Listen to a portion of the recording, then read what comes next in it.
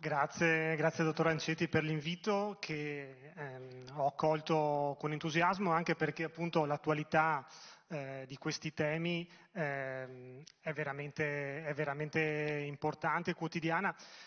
Oggi venendo qui stavo ascoltando la rassegna stampa, un po' podcast di rassegna stampa, e all'interno di questo podcast hanno citato due notizie sull'invecchiamento della popolazione. Il primo riguarda gli ultimi dati Istat usciti ieri sui centenari. I centenari in Italia sono più di 20.000, sono raddoppiati in solo 15 anni, ma un dato positivo tra questi è che il 90% di questi centenari vivono a casa con i propri figli, con i familiari.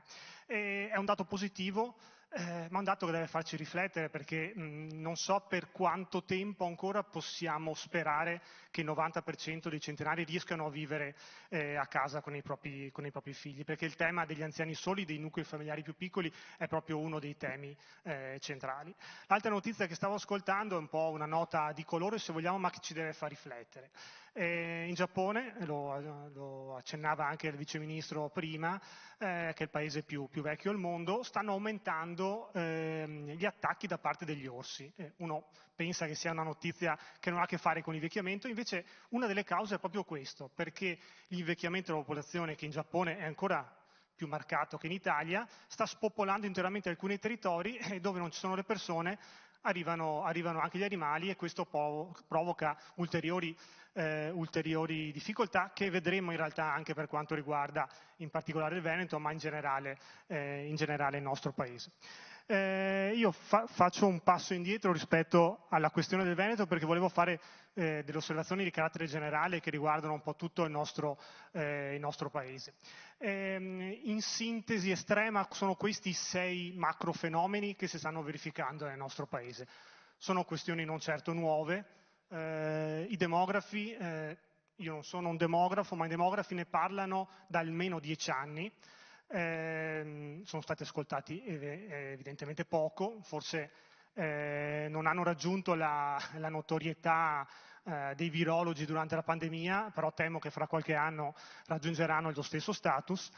Ci hanno parlato di questi fenomeni: un massimo popolamento del nostro paese, della nostra regione, ormai chiaramente alle spalle, il calo della popolazione in età lavorativa, che è una questione che ormai sperimentiamo tutti, imprese, imprenditori, uffici pubblici. L'invecchiamento della popolazione ovviamente lo conosciamo tutti, la diminuzione media delle dimensioni delle famiglie, che poi vediamo più nel dettaglio, il calo delle nascite, accennava anche il dottor Anceti, ormai inevitabile, e però anche delle differenze a livello di territorio, nel senso che comunque non tutti i territori si comportano allo stesso modo, alcune realtà urbane stanno ancora rallentando dal punto di vista della diminuzione della popolazione. Diciamo che due sono gli elementi, gli indizi, insomma, che ci spiegano un po' quello che poi sono tutti i trend che conosciamo, ma che alcuni riprenderò. E ve li annuncio già in questa parte iniziale del mio intervento. Il primo è il calo delle nascite. Questo grafico rappresenta il numero medio dei figli per donna dal dopoguerra ad oggi, dati accennati anche poco fa. Come vedete, c'è stato un forte picco, un aumento, il periodo cosiddetto del baby boom, che possiamo circoscrivere agli anni 60, e poi un calo vertiginoso fino a metà degli anni 90, l'arrivo delle prime popolazioni straniere, dei primi cittadini stranieri, ha fatto aumentare leggermente questo dato, e poi ha ripreso a scendere. 2024 dato più basso in assoluto, 1,18, 2025 le previsioni annunciano un ulteriore calo. E l'altro fenomeno che spiega tutte le questioni relative all'invecchiamento demografico si può vedere in questo grafico. Qui sono rappresentata la popolazione per classe d'età dal 2001 al 2051, quindi in 6 decenni successivi. Ho rappresentato nel quadro rosso la quota delle persone che possiamo circoscrivere, i nati durante il baby boom. Vedete che ovviamente si spostano ogni 10 anni nel grafico. e rappresentano una quota molto importante della popolazione. Nel momento in cui si spostano e quindi si spostano da una classe d'età all'altra, la riempiono. Questa classe si allarga. Nel 2001 erano i giovani ancora, 25-44 anni, poi cominciano a spostarsi, vanno verso le persone di mezza età, 45-64, e si allarga quella fascia. Tra un po' saranno a metà tra due fasce verso i 70 anni e poi mano a mano arriveranno agli over 80. Man mano che questo gruppo di persone si sposta, crea dei problemi, viene da dire, nel senso che non è un problema nel momento in cui sono in età lavorativa, anzi è un problema quando oggi cominciano a uscire e sarà un problema domani, perché chiaramente sarà una popolazione che comunque aumenterà molto gli over 80. E di fatto quindi sono questi due fenomeni che condizionano un po' tutti quelli che sono i trend di oggi. Il calo delle nascite, lo spostamento tra una classe e l'altra di questa forte generazione nati negli anni 60, che poi incideranno su quelli che sono l'evoluzione della nostra popolazione. Rispetto al mio intervento do qualche contributo in più su quella che è la situazione del Veneto, nel senso che appunto le nostre analisi ci concentrano in particolare sul Veneto, ma sono dinamiche che riguardano un po' tutto il nostro Paese. Mi soffermo su alcuni aspetti in particolare. La questione territoriale, che a mio avviso oggi è ancora sottovalutata. Questa mappa rappresenta comune per comune nella nostra regione il trend della popolazione residente negli ultimi 10 anni. In rosso i territori dove è calata, in verde dove è cresciuta. Vedete che chiaramente in alcuni territori, il Polesine, la Bassa Pianura, le Dolomiti, il trend demografico in calo è partito già da un pezzo. Sono i territori più periferici e sono anche i territori meno serviti dalle infrastrutture, dai servizi, e i comuni anche più piccoli. E infatti l'altro dato, anche questo secondo me da non svalutare, è quali sono i comuni dove la popolazione è diminuita di più. E vediamo che sono i più piccoli comuni, sia nella nostra regione ma che siamo in tutto il nostro paese. I comuni piccolissimi addirittura sono quelli che soffrono di più. E purtroppo sono lì dove abita la popolazione più anziana, e quindi questo è un tema veramente che dobbiamo tenere in considerazione. L'altra questione riguarda la questione familiare. Negli ultimi anni sono cresciute più il numero delle famiglie rispetto alla popolazione, e si è creato l'effetto che vedete in questa immagine. Qui sono rappresentati due fenomeni. Con la linea blu c'è il numero medio di componenti per famiglia, sempre in Veneto, negli ultimi 50 anni. Invece in arancione la quota delle famiglie con un solo componente in Veneto negli ultimi 50 anni. Vedete questo duplice fenomeno. Da un lato la famiglia che si rimpicciolisce sempre più, una struttura media di quasi 4 componenti, la classica famiglia con 2 figli, oggi la dimensione media è poco superiore alle 2 unità. E parallelamente ovviamente l'aumento delle famiglie con un solo componente, che oggi nella nostra regione ma anche in Italia sono più di un terzo. E questo è poi l'effetto sul territorio. Come dicevo prima, i territori più marginali sono i territori dove le famiglie con un solo componente sono di più di un terzo in tutta l'area montana, in tutti i piccoli comuni. È chiaro che questo è un altro tema da tenere presente. Veniamo alla parte di previsioni. È chiaro il calo, lo conosciamo tutti, in Veneto se rimaniamo ai prossimi 2-3 decenni tutto sommato e contenuto, addirittura negli ultimi anni c'è stata una quasi stabilità grazie alla popolazione straniera, ma vediamo che nel medio-lungo periodo il calo, siamo già al 14% in Veneto, in altre aree del paese ovviamente è ancora maggiore. Ma il dato più interessante riguarda la composizione della popolazione per classe d'età. Qui faccio una piccola premessa. Tutti i dati sulle previsioni che io ho riportato e che citiamo, diciamo, e che escono sui giornali riguardano quella che è il cosiddetto scenario mediano, cioè lo scenario più verosimile. E lo scenario più verosimile ancora oggi dell'Istat considera per i prossimi anni un aumento del numero medio di figli per donna. Quindi diciamo che è ancora uno scenario per certi aspetti positivo, Però è chiaro che i dati che continuano a uscire ci fanno capire che probabilmente questi numeri, questo calo, sarà ancora maggiore ogni nuova previsione che viene elaborata dall'Istat. E per quanto riguarda quindi di conseguenza la composizione per classe d'età, questo rispecchia un po' quelle che sono le considerazioni appena fatte.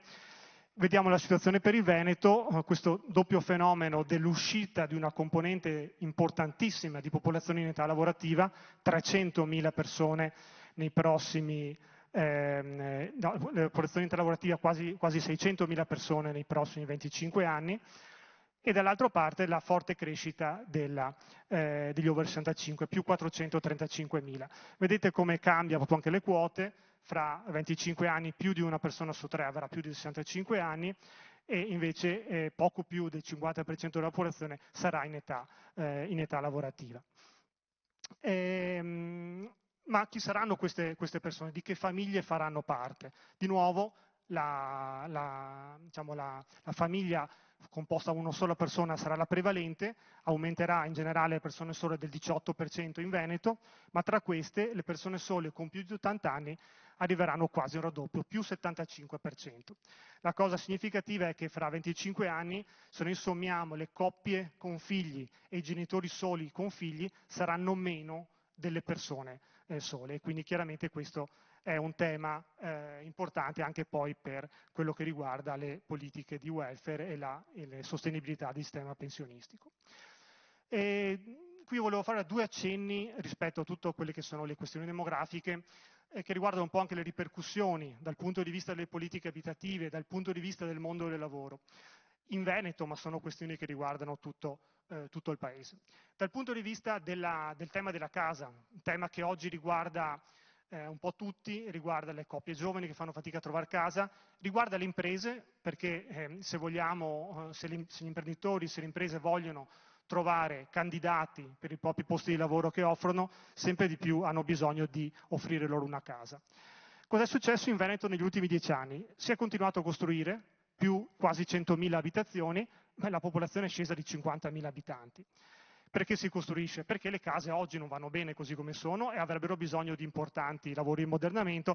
Poi ci sono chiaramente altre questioni legate anche a abitazioni che non sono più fruibili. Ma questo effetto chiaramente cosa porta?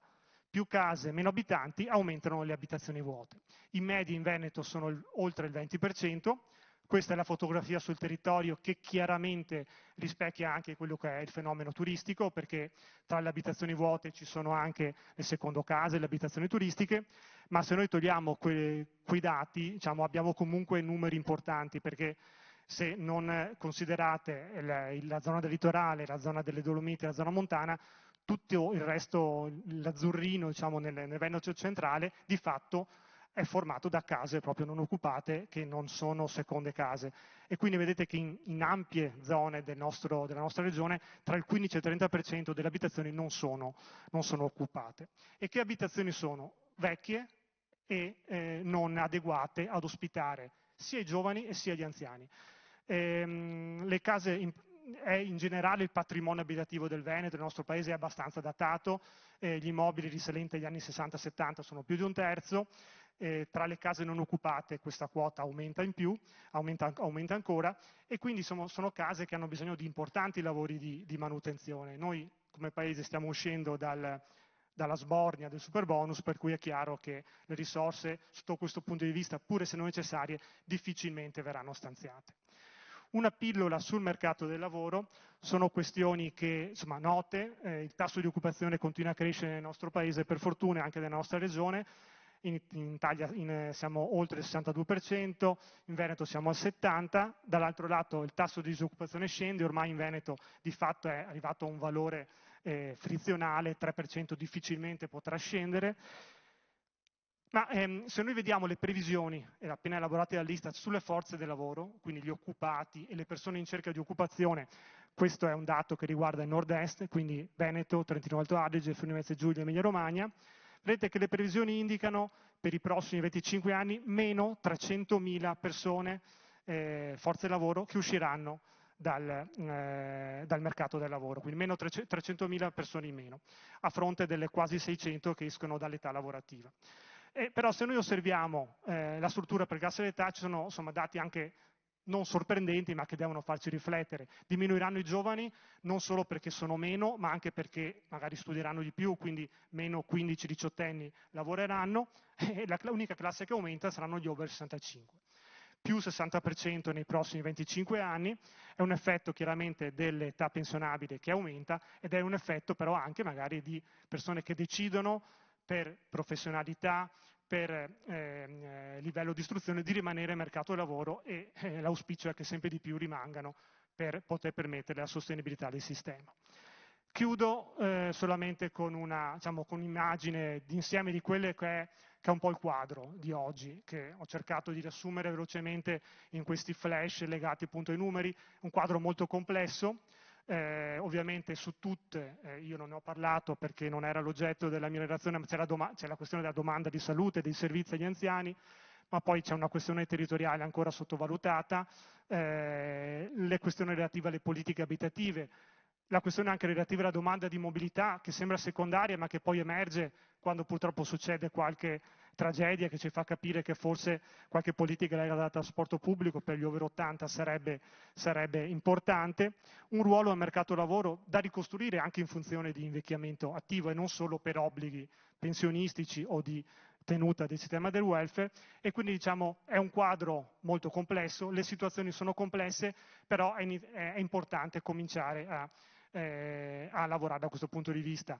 Diciamo, l'obiettivo di questi incontri, di questi 2 giorni, che ormai insomma, è il terzo anno, è quello proprio di riuscire a cominciare a tracciare un'agenda di lavoro perché che sia questo governo, che sia il prossimo, che siano i presidenti di regione, che siano qualche sindaco coraggioso, è importante cominciare veramente a agire anche con azioni magari semplici, stanziando piccole risorse, cercando obiettivi anche raggiungibili per arrivare a delle soluzioni che siano veramente importanti, che riescano di incidere sul futuro della società, importante sia per i meno giovani ma anche poi per i figli, per le famiglie che altrimenti non hanno soluzioni, non hanno strumenti per affrontare questi cambiamenti molto difficili. Vi ringrazio e buona continuazione di lavoro.